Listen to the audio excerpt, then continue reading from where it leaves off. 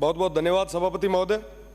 पानी पे चर्चा चल रही है और पानी का सही मूल्य जो है वो मरुस्थल के, वो रेगिस्तान के लोग ही समझ सकते हैं।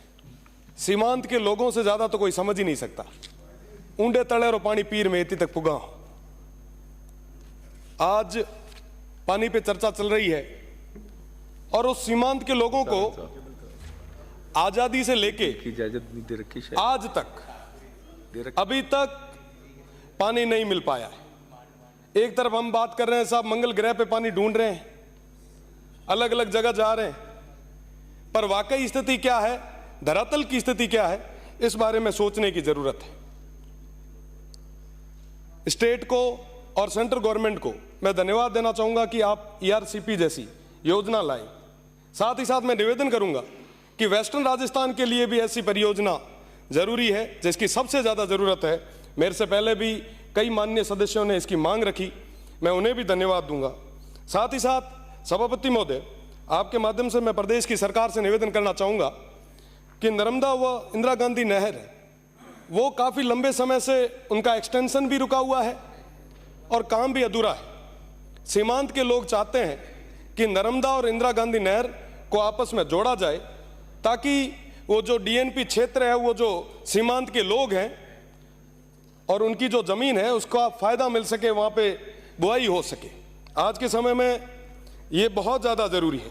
नर्मदा नहर की मैं बात करूं तो 2013 में इसको लाया गया था, 2017 तक कंप्लीट करना था, 217 गांवों का लक्ष्य था, पर मुझे बड़े दुख के साथ कहना पड़ रहा है कि आज भी वो पूरी नहीं हो पाई और अभी तक वो टेस्टिंग में चल रही है। मेरा निवेदन कि इंदिरा गांधी नहर परियोजना थी, उसका भी एक्सटेंशन रुका हुआ है। मैं निवेदन करना चाहूंगा कि इस बारे में भी आप दिखवाएं।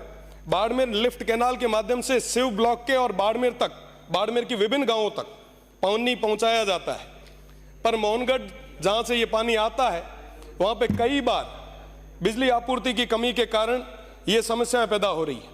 आज जल और बिजली दोनों की चर्चा है, इसलिए मैं इस मुद्दे को भी विशेष रूप से रखना चाहूंगा। मुझे भरोसा है आने वाले समय में प्रदेश की सरकार इन विषयों पे मुख्य रूप से ध्यान देगी। आप जो ट्यूबवेल दे रहे हैं, माननीय मंत्री जी ने अभी, सरकार ने जो ट्यूबवेल, जो हेडपंप्स की अभी हमें जो दी है, मैं उनके लिए भी धन्यवाद देना चाहूंगा। उससे पहले भी हमें कई सारे हेडपंप आपने दिए, उसके लिए भी मैं धन्यवाद दूंगा। आप जो हेडपंप दे रहे हैं वो बोरवेल 600-700 फीट के बाद में आपका विभाग कहता है कि साहब इससे ज्यादा हम कर नहीं सकते, अमाउंट इतना ही है। हमारा वो भौगोलिक क्षेत्र जो है, भौगोलिक जो स्थितियां हैं वो अलग है। वहां की 900-1000 फीट उपेल तो के पानी को नहीं, आप 600 तक खोतरे छोड़ दिया करो। वहां पे जरूरत है कि प्रॉपर तरीके से ट्यूबवेल्स हो, उन लोगों को पानी के लिए भटकना नहीं पड़े। एक ढाणी से दूसरी ढाणी के बीच का जो गैप है वो बहुत ज्यादा है। मेरा निवेदन कि आप इस बारे में भी सोचें। साथ ही साथ जो पुराने हमारे संसाधन थे, बेरियां थी, बावड़ियां थी, हमने उनका रखरखाव छोड़ दिया। पुराने जो स्रोत थे हमने उनको छोड़ दिया, जिसकी वजह से आज ये तमाम समस्याएं हमें देखने को मिल रही। मेरा निवेदन रहेगा कि आप एक विशेष पैकेज बनाएं, विशेषकर सीमांत के उन लोगों के लिए, ताकि वो जो बेरियां हैं, वो बावड़ियां हैं, वो तालाब है, उनको हम पूरे तरीके से संरक्षित कर सकें। साथ ही साथ एक जायका का प्रोजेक्ट रुका हुआ है, काफी लंबे समय से वो पेंडिंग चल रहा है। चोटन की 18 पंचायतें जो मेरी आ रही है, उसके साथ साथ चोटन क्षेत्र के भी कई सारे गांव इससे प्रभावित हो रहे हैं। मेरा निवेदन कि आप इस बारे में भी सोचें। मेरा निवेदन कि स्टाफ की बहुत ज्यादा कमी है। आपको बताना चाहूंगा कि जो नर्मदा है वहाँ आलेटी से लेके गडरा तक लगभग 5 AN लगते हैं, पर वहाँ पे 1 AN ही पोस्टेड है।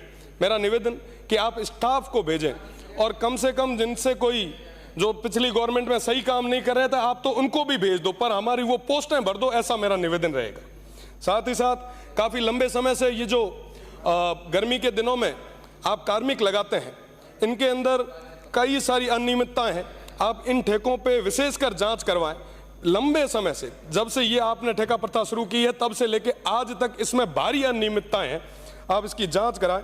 थोड़े दिन पहले मैं एक बस माननीय सभापति, मैं एक गांव बिजावल में गया।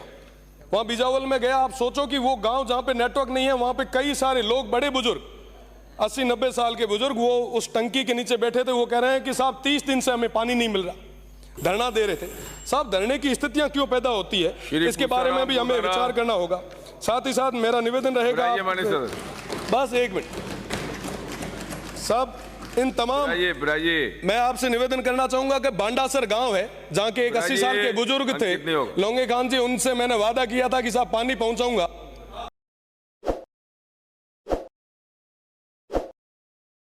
ताज़ा खबरों के लिए विजिट करें द फैक्ट इंडिया की वेबसाइट और डाउनलोड करें द फैक्ट इंडिया ऐप।